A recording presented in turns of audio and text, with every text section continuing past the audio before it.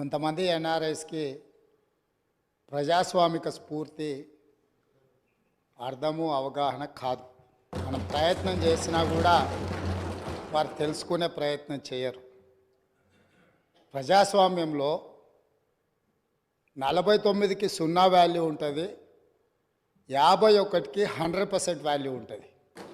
ఎందుకంటే 51% ఓట్లు 51% నెంబర్ ఉన్న వాళ్ళు ప్రభుత్వాన్ని ఏర్పాటు చేస్తారు.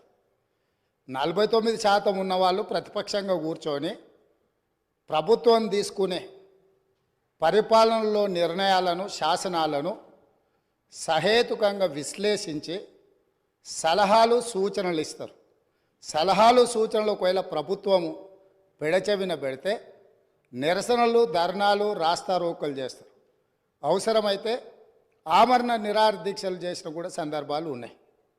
ఆ స్పిరిట్ను తీసుకోవాలి తప్ప వాళ్ళు 64 ఉన్నారు, మేము 39 మంది ఉన్నాం, మేము అచ్చోసిన ఆంబోతుల్లాకున్నాం, మేము పోడియంలోకి వచ్చి కుస్తీలు కొట్లాడతాం.